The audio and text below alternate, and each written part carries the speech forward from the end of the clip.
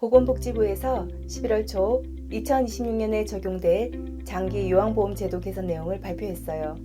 2026년 장기요양보험 세대당 월평균 보험료는 18,362원으로 2025년 17,845원에서 약 517원 오를 것으로 잡혀 있습니다.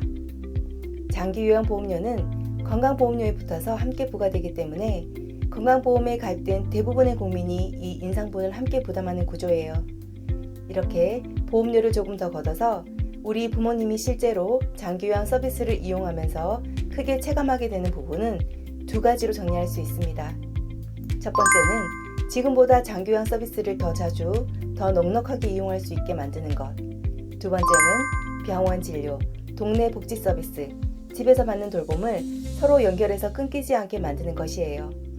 오늘 영상에서는 이 두 가지를 중심으로 보험료만 오르는 게 아니라 실제로 서비스가 얼마나 달라지는지, 우리 집에는 어떤 변화가 생길 수 있는지 설명드릴게요.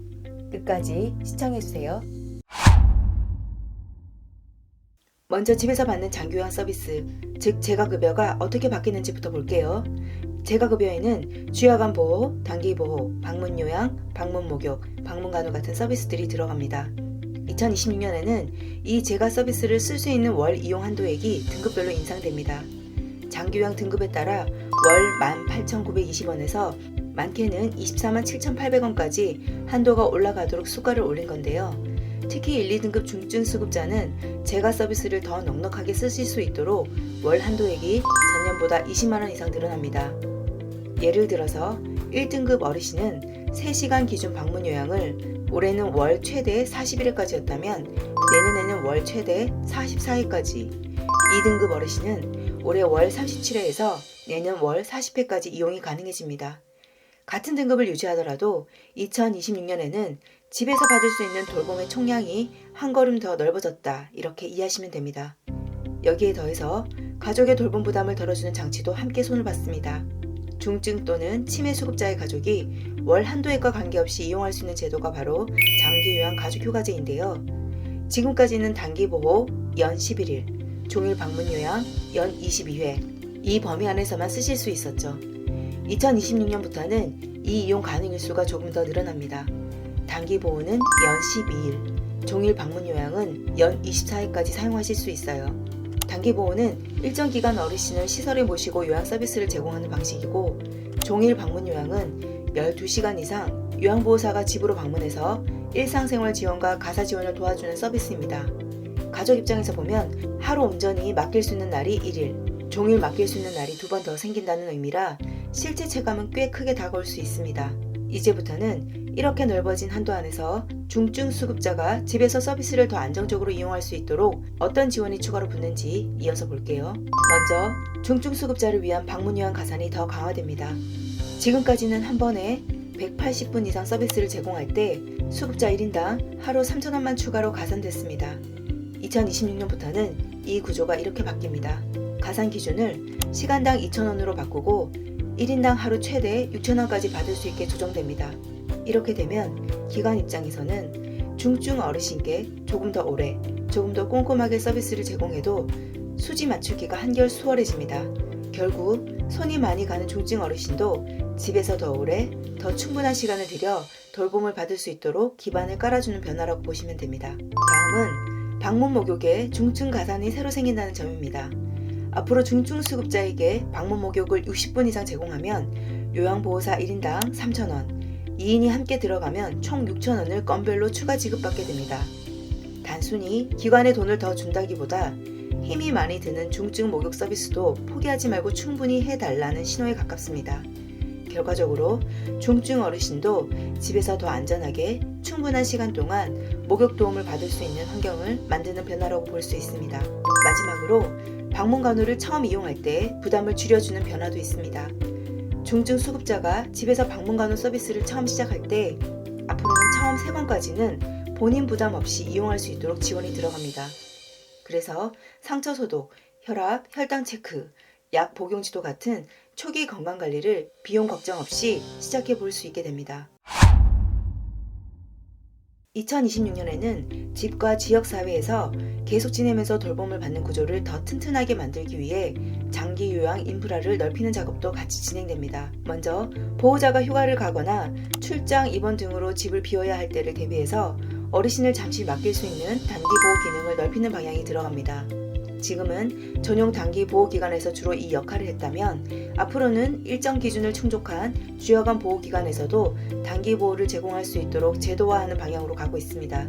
즉, 주간에 다니던 주여간 보호센터에서 필요할 때는 24시간 단기 보호까지 이어서 받을 수 있는 구조를 만들겠다는 의미입니다.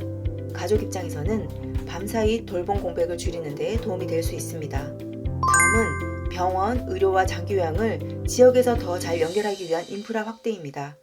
먼저 재택의료센터입니다.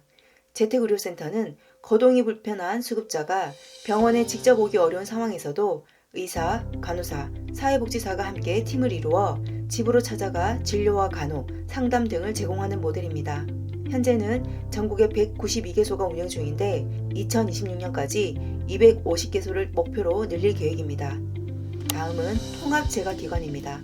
통합재가기관은 한 기관 안에서 사회복지사 등 전문 인력이 케이스를 통합 관리하면서 수급자에게 필요한 여러 재가급여를 묶어서 조합해 제공하는 기관입니다.